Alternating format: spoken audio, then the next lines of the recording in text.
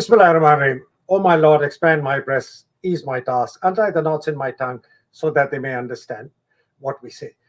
Assalamu alaikum and welcome. I'm Heather Mehdi and this is the Voice of Free Pakistan for our listeners and viewers around the world and inside Pakistan. Thank you for watching and listening. We are here because of you. Today we have a very special guest, and I'm really genuinely mean a very special guest. I have the great pleasure in welcoming none other than Ryan Grimm, the co-founder of Dropsite and formerly with The Intercept. Welcome to the program, Ryan, and greetings. It's a pleasure to be here. Thank you for having me here. Thank you very much, Ryan. I try just a brief introduction to you, even though most Pakistanis know about you and what you've done at The Intercept and Murtaza, but I want to just set the context that your biggest claim to fame for us in Pakistan and outside Pakistan, Pakistanis, are the wonderful breaking news stories that you and Murtaza have done for Pakistan and lately with Waqas on Pakistani Matters. I mean, you people were the first to post the entire contents of the cipher, so-called cipher, between Ambassador Majid and the Foreign Office of Pakistan, which showed the threats to Pakistan by Donald Lu and clearly indicating that these instructions, and then leave no doubt in everyone, the instructions came from the White House. You've published many stories on Pakistan, on the fascism that's going on, the election steal, PM Imran's view about the Army Chief Asim Munir and the politics of Pakistan, and the latest, of course, on Arshad Sharif. You've been an author, a renowned journalist. You were the Washington, D.C. Bureau Chief for the Huffington Post. You were formerly the D.C. Bureau Chief for the Intercept. Earlier this month, you and the Intercept's co-founder, Jeremy, left the Intercept to co-found Dropsite News. We'll talk about that in a little while shortly. You have appeared frequently in many very popular shows. The Majority Report with Sam Seder and was a contributor to the Young Turks. Your articles and commentaries have appeared in Rolling Stone, Washington Post, Politico. You're the author of this wonderful book. This is Your Country on Drugs. We've Got People and the Squad. Wow, wonderful. Before we go on to the meat of the matter, in which is really about seeking your insights about the Trump assassination attempt, the who, the what, the why, the conspiracy theories, what is the impact on the presidential elections, Trump's prospects, and if elected, the impact on the global scene, specifically on Pakistan, which we are very keen to know your views. Will Trump give up on the kind of narrative the American establishment has about Pakistan? I'll talk a little more about that later. We'll also talk about Arshad Sharif's assassination expose that you've done with Waqas. But first, Ryan, why this interest in Pakistan? And if I may, what happened at The Intercept and now a Dropsite, and how can Pakistanis help? So to take the second part first, I wish the Intercept well. I hope everything works out there. There's been some public reporting that Jeremy and I and others, Murtaza among them, had a different idea for how to make sure that the Intercept could remain the kind of fierce and independent outlet that it was. Other people had other ideas. We decided that we would, set up something independent. The Intercept is actually supporting us in that endeavor, so it's not as if we're competitive or trying to undermine each other. The Intercept is gave us a founding grant to get us off the ground. It's dropsitenews.com. We actually launched a targeted fundraising campaign to try to expand our coverage of South Asia and Pakistan in particular. I sent you that link, but I don't remember exactly what it is. But we're hoping to do a lot more work with Waqas Ahmed, who you just mentioned a moment ago. So I have this link here, Brian. And also Murtaza. Yep. Yeah. It supports Dropsite News reporting the plight of democracy and human rights in Pakistan. And this is a wonderful graphic of Imran and Asim Munir. So tell us a little more about it. Is Dropsite going to be focusing, in addition to the other stuff, also on Pakistan on a regular basis? That's our plan. It requires resources, and we're hoping that we'll be able to bring my former colleague Murtaza Hussein over to Dropsite as well.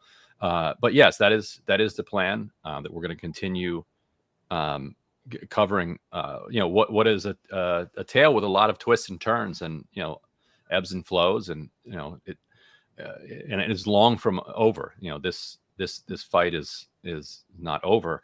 As to the question of what brought me to this story of Pakistan's kind of democratic awakening and then repression and perhaps reawakening, I've been covering foreign policy as the DC bureau chief, American foreign policy, the impact of American decision making around the world for a long time, and I was watching the democratic reform movement and the rise of Imran Khan with some interest, and then seeing the repression and the kind of counter reforms underway got me interested in covering it a lot more closely, specifically when the military cracked down on the media there in a way that was reminiscent of previous censorship waves in Pakistan, but to me seemed just utterly preposterous to call in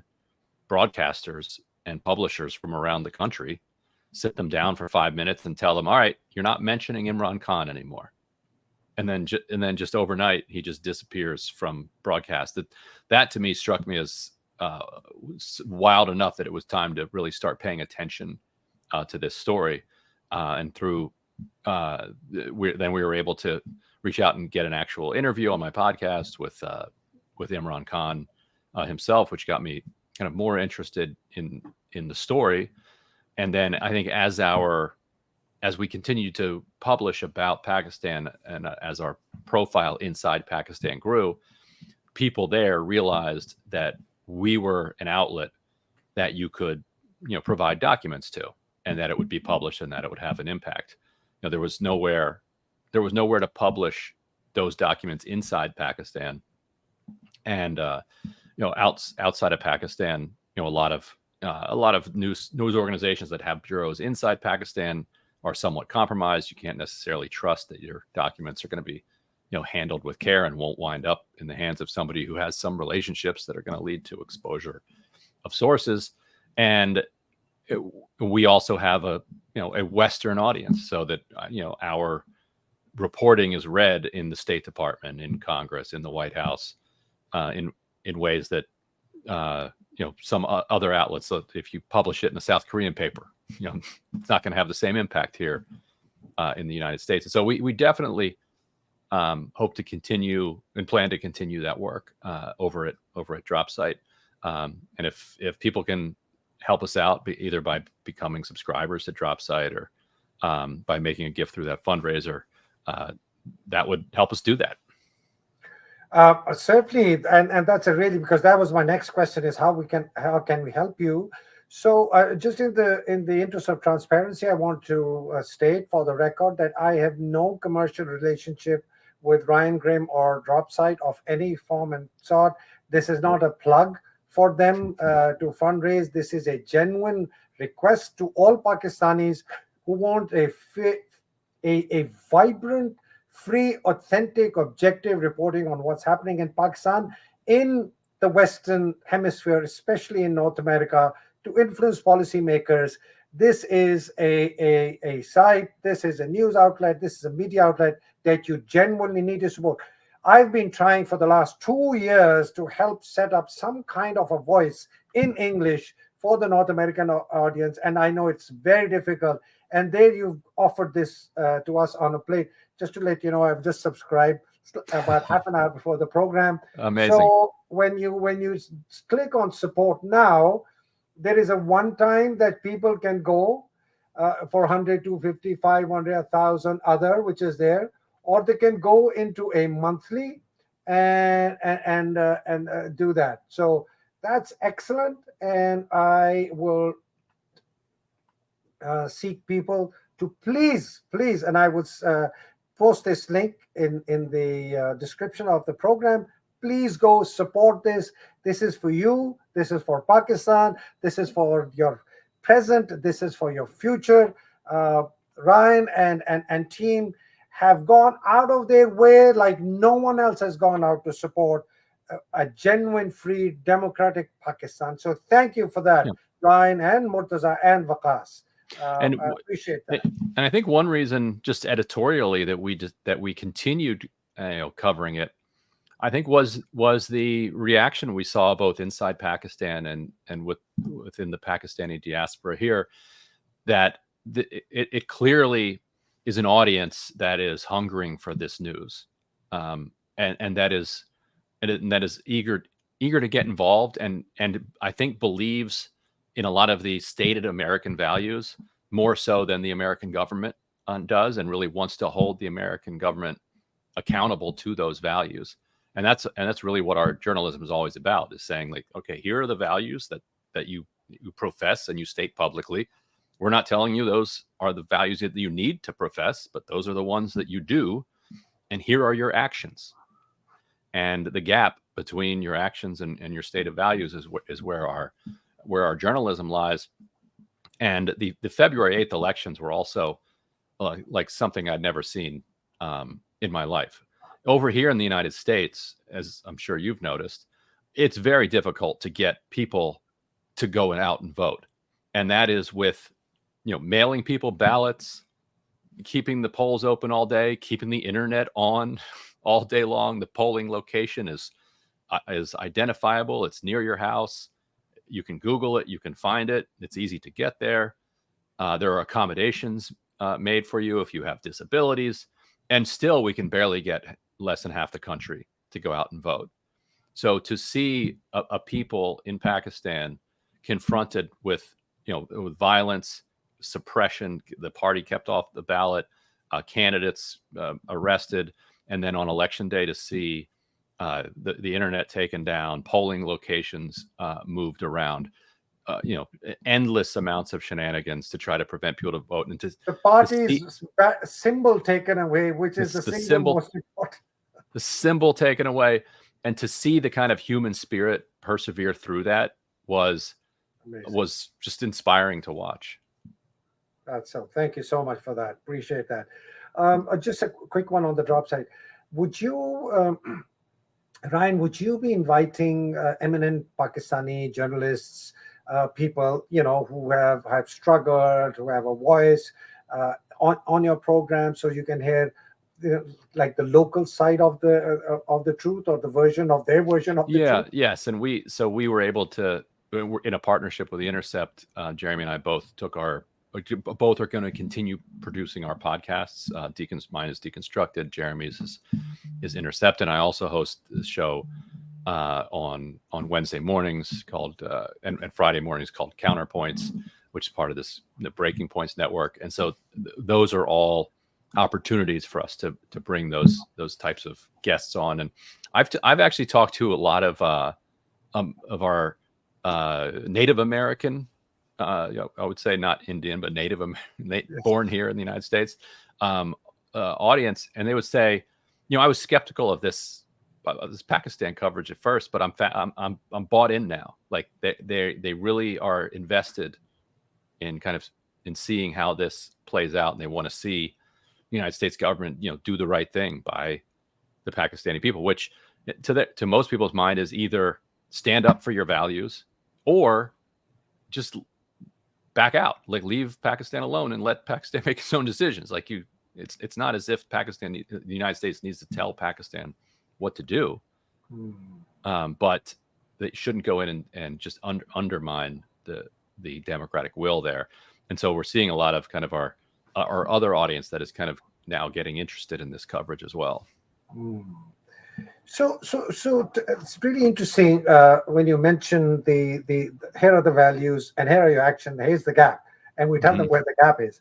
And then we saw this very strong bipartisan resolution passed in Congress. That was surprising, and which now brings me to the American establishment, or the American current administration's view of Pakistan vis-a-vis China, vis-a-vis India, vis-a-vis Kashmir, vis-a-vis our nuclear assets, vis-a-vis recognition of Israel, vis-a-vis supporting the army, vis-a-vis not supporting democratic values in Pakistan, supporting an extremely fascist army chief, keeping Imran Khan behind bars, dancing around the bush, not saying it out. I've seen you ask some very difficult questions from the State Department spokespersons. So this is what's happening today.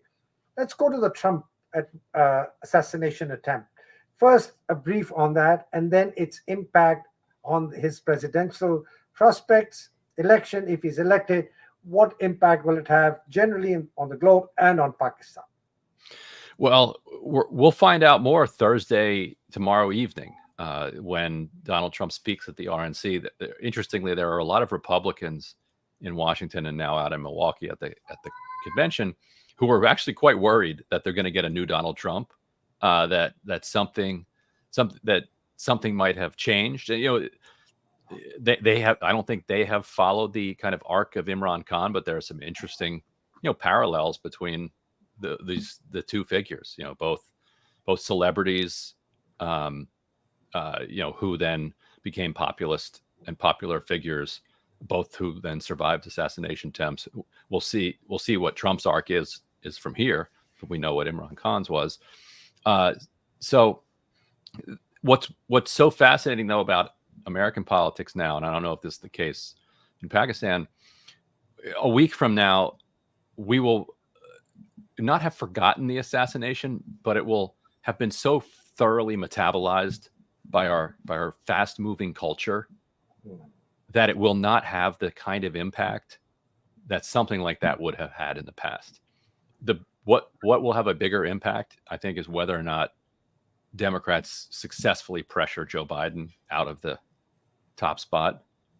You may or may not have seen just a news alert that just came out now that Joe Biden tested positive for COVID, which perhaps is the final push that he needed. He said, he would basically only step down if the Lord Almighty called him. Well, maybe this was a call from the Lord Almighty telling him, "Look, it's time to go." So that's one piece, and I was just reading a news item which said 2 out of 3 Democrats want Biden to step down. Is that true? That is true, and it's growing every day. Every time he gives a new interview, has a new press conference, gives a new speech, anybody who sees it basically says, "Oh man, this guy cannot be president." He is rapidly degenerating, and was already struggling several years ago. I can't imagine how COVID is going to hit him. Now, it's a much weaker variant that's going around, and he's many times boosted, but he's still in a vulnerable situation. So Rand, thanks. And back to Trump. So do you think this attempt has actually increased his presidential prospects? I mean, someone said the bullet that was supposed to kill Trump actually killed Biden, which was kind of a tongue-in-cheek, pithy comment. So that's one. And if he does get elected, how do you think it will impact the globe in general, but specifically Pakistan? And that's really important for us. Right. And so it probably did, help Trump, so much. Like the assumption and the conventional wisdom here is that it helped him significantly. I don't think it helped him as much as people think. Okay. And the big question is still what's going to happen on the Democratic side. So I don't think he's as guaranteed a president as it's not a shoo-in anymore. People are saying it's a shoo-in. You don't think so? You wouldn't want to bet your life savings on it. Okay. It could still go the other direction. In fact, people should consider everything that's gone right for him, and then consider the fact that he's still only up by 2 points. Like that shows a serious amount of weakness. Now, at the same time, Joe Biden outspent Trump in June on the airwaves about 100 to 200 to 1 in the swing states, and with Trump spending basically no money and spending his time in court getting convicted of felonies. And yet Biden was not able to gain any ground whatsoever in that time. So you can still cut it, both ways if you need to make an argument. I do think that he's still definitely the favorite. So a Trump administration is a crapshoot in some ways, because so much depends on who is dominant within Trump world politics, Ah, and who is up at that moment, and who's on the outs, who has his ear at particular moments. He's extremely susceptible to the last person that spoke to him. He's one of those. Everybody knows those types of people. He's one of those. Like, everybody wants a jockey to be the last one to speak to him before he has to make the big decision. People were new to this dynamic in 2016 when he was first elected. Now this network of people around him have had 8 years to sharpen their knives and practice their palace infighting. And so, basically, if the Pakistani diaspora is with the people who are ascendant at the moment, things will be going well for them, because I think Trump and Imran Khan do have they're simpatico, like they're similar people. I think they like each other. They see eye to eye, like they kind of get each other. But that only takes you so far. Like, Trump is about Trump first and foremost. And so if Imran Khan's enemies, if the military establishment, if others, have their people who are ascendant within the Trump orbit at the time, it can go the other direction, and it's really impossible to predict, and it's chaotic, and it will, and all of those things, you'll have both elements at different times. You can't just say, all right, well, this is the ideology, this is the way that they think about it, and so these are the steps that they will take, because it's just not an ordered operation in by any sense of the word. wow. That's a Constant very fight. Yeah. Sorry, go ahead. Yeah. No, it's just a constant fight. Yeah, you'll be on your toes for 4 years. Yeah, that's a huge insight. No one ever kind of gave that, and I certainly I didn't get that. That this is, I mean, it sounds like it's like an unguided missile. Yes. Whoever's riding the missile. Who's ever riding the missile at the point will take the missile where it wants to go. That's a especially when, if you think about where Pakistan sits in the kind of orbit of power in Washington, it's on the outer rung, and so it's the kind of thing that Trump is willing to deal on.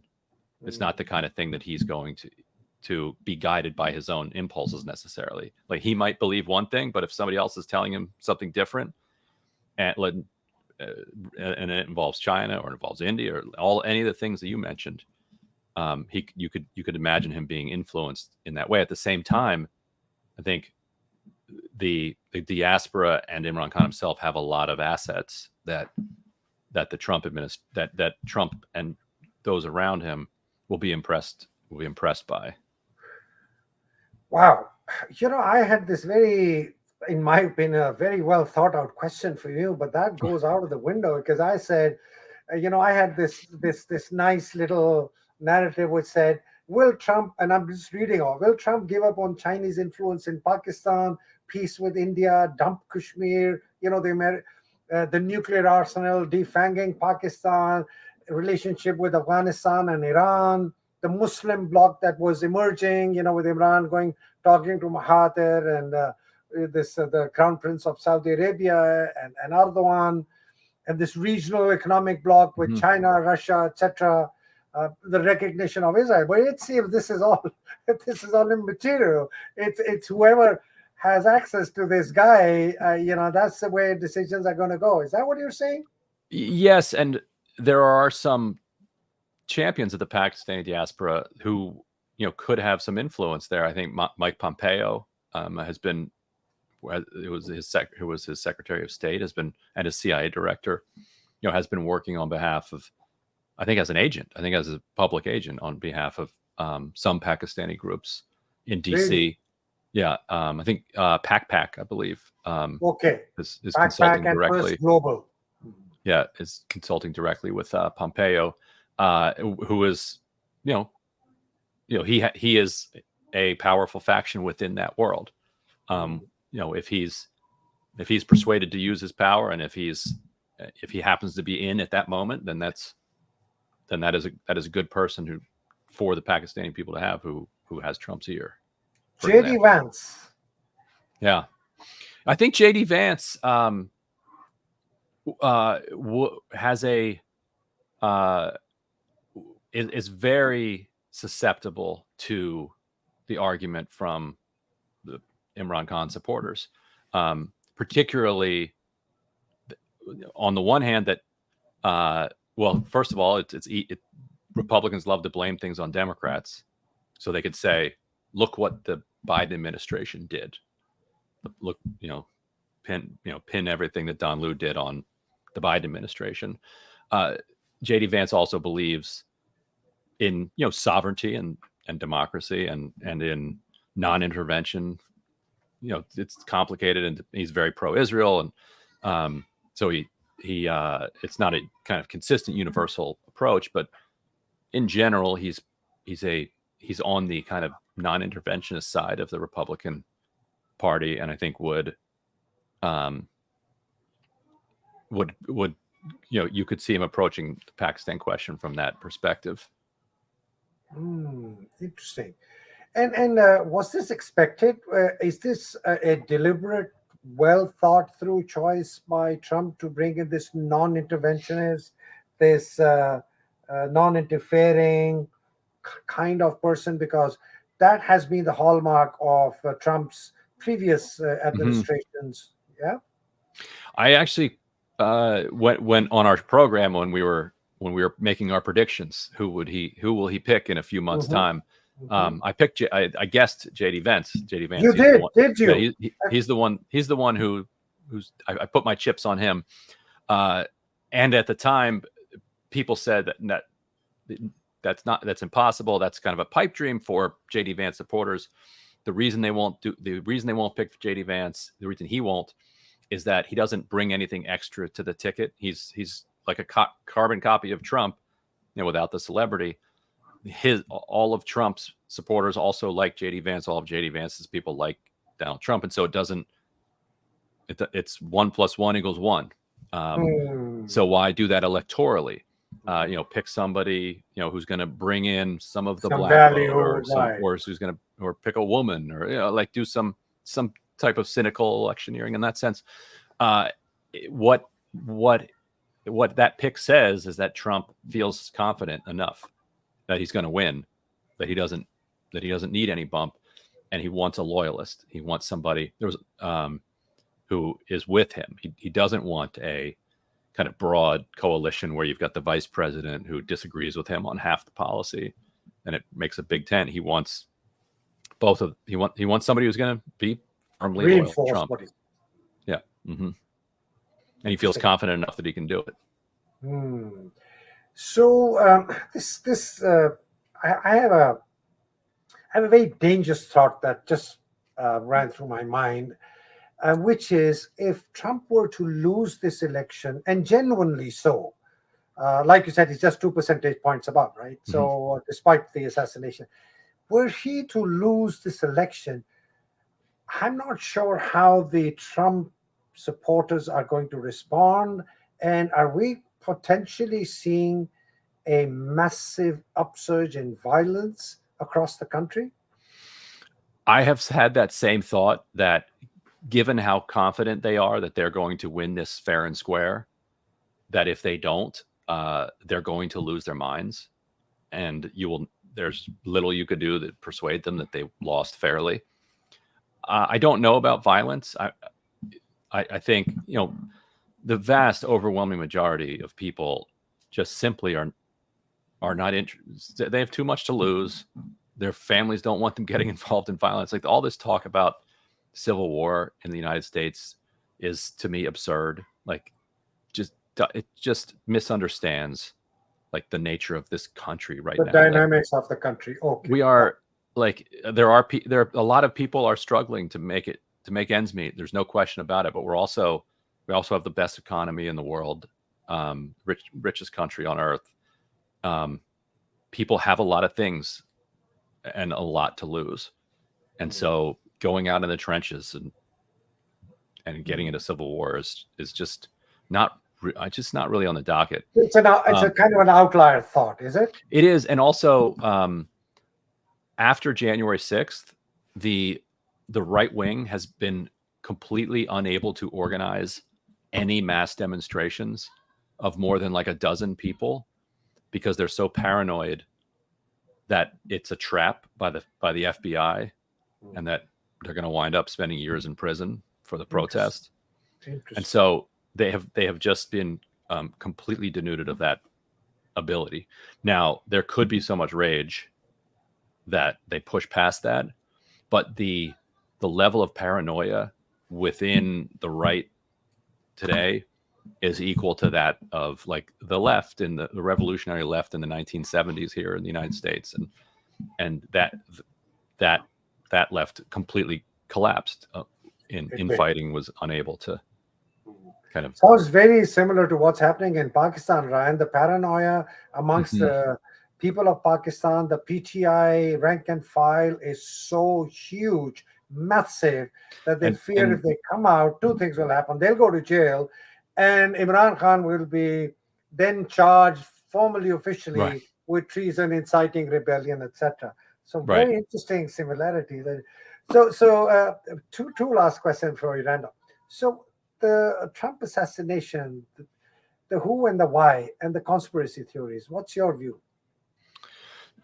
So my view is that there's a huge question of how did this kid get on the roof, and why were they not manning that building? How was he able to get those shots off? And that has given rise to an enormous number of conspiracy theories. My simplest guess at this point, and I think maybe we'll actually find out, it was that where he was shot was about an hour and a half from here, maybe 2 hours from here, from Washington, D.C., just outside of Pittsburgh. I can tell you it was insanely hot and humid that day. And at the rally, before Trump spoke, he was late speaking. You were hearing people saying medic, medic constantly. I was just watching online. I wasn't there. Rally goers were fainting. There's no shade anywhere. It was a brutal day. Local police were tasked with making sure that these buildings were guarded.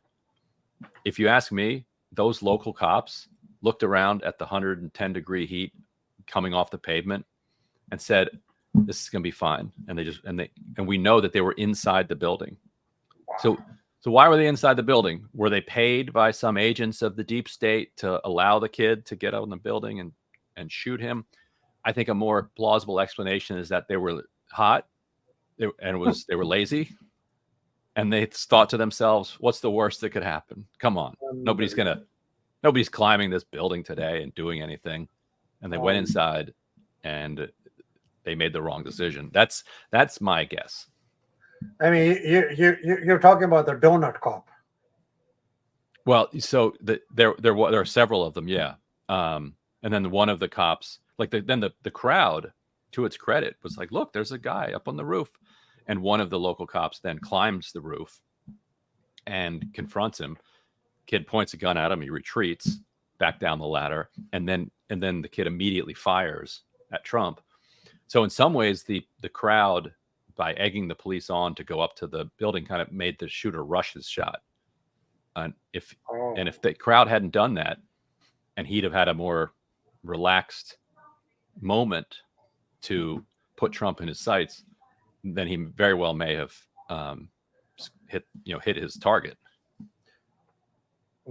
So your summary statement, this I understand, but your summary statement of Pakistan and the Trump administration is this: that Trump is susceptible to whoever speaks to him last.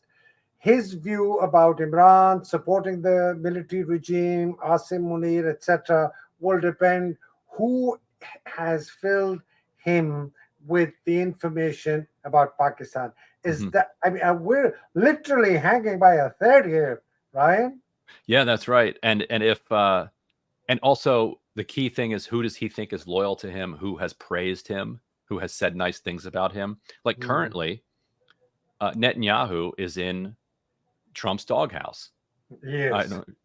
Because he congratulated Biden on his victory. Hmm. It's not the genocide. It's not anything else.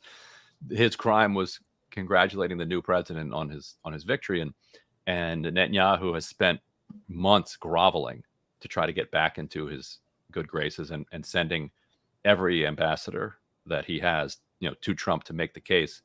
So even in a situation where the financing, because he's got Adelson's widow spending enormous amounts of money on his campaign, the financing, the lobbying, the power, the ideological alignment, you can have all of that.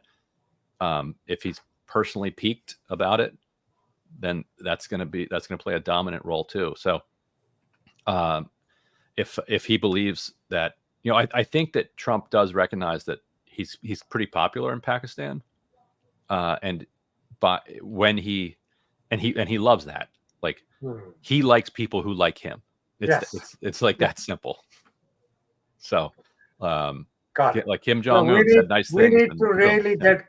We need to really get close to him and suck up to him to make sure he does the right thing for Pakistan. Basically. Right. I know we're running out of time, but I have to, because this was a really massively insightful report that you and Waqas did for Arshad Sharif.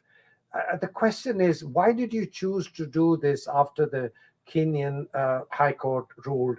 What was the motivation, and what do you hope to get out of this? Because this is massively insightful. Well, we had been working on a story, we'd been working on a story for a long time. Had been trying to get the fact-finding team report before it was leaked, and then through a Kenyan source, we were able to get our hands on a copy of this ruling. And so once we had that in place, we decided, okay, let's take the reporting that we've done and move quickly to publish this ruling so that people can read it. That this needs to be disseminated publicly, especially because it rather shockingly shows that the entire story that the Kenyan police and the Kenyan government was telling publicly about how the entire assassination went down just changed on a dime, and they told a different story, a completely different story. The entire thing about somebody shooting at the police from inside the vehicle and shooting an officer in the hand and just speeding off, like, all of that was gone. Like, none of that showed up in this judgment or in the hearing. And I think that the Kenyan paramilitary police who carried out this killing just simply did not expect the scrutiny. I think that they were used to, not they themselves, but in general, the Kenyan police who engage in these types of assassinations were used to carrying them out, and the world moves on, and the country moves on, and nobody really looks into it any further. And whatever they say, like, they've made this mistaken identity claim repeatedly, turns out, if you go back and look. And in a lot of cases, people, just, there aren't the reporters, and there aren't the fact-finding teams, and there aren't the judges who are, I think because of the acclaimed career of Arshad Sharif, the world wasn't ready to just move on. The world wanted answers on this. And once they started poking at the story, it just completely fell apart, because it wasn't built to withstand scrutiny. It was built to just be a statement that you give and everybody goes away. Ryan, that was a brilliant story. And I just, at the end, I want to remind our viewers again, please support Dropsite. Please, please, please, especially Pakistanis in Europe and in the United States and Canada.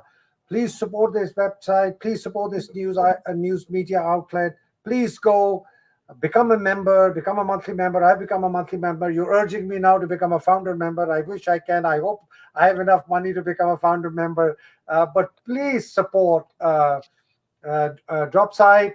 Do a one-time, however much you can, do a monthly. Myself, Waqas, Moeed, all of these guys, we've been trying for the last 1 year to get this thing going. somehow or the other get a Pakistani Huffington Post going or something. And here, Ryan has handed this over to you on a platter. Not only is Ryan and Jeremy's and the others who they're going to have voice heard in the corridors of power, it's a very powerful voice. So please support this. I will urge you, I will keep reminding you every time I have Jeremy or Ryan or Murtaza or Wakas on to please do that. This is a great favor you're doing to yourself. It's not doing a favor to Ryan. You're not doing a favor to the Dropsite. You're doing it to yourself. You're doing it for Pakistan. You're doing it for your freedom, for your democracy. I mean, these guys are saying any overseas Pakistani who supports Imran Khan and PTI, we will cancel their passports. I mean, that's the level of transnational repression. So please support Ryan. Please support Dropsite. Ryan, thank you very much. Any last words before we wind up? No, it's just very, very kind to you, and it's a real pleasure to come on the show. Your courageous voice in these dark times, and thank you for having me. Thank you very much, Ryan.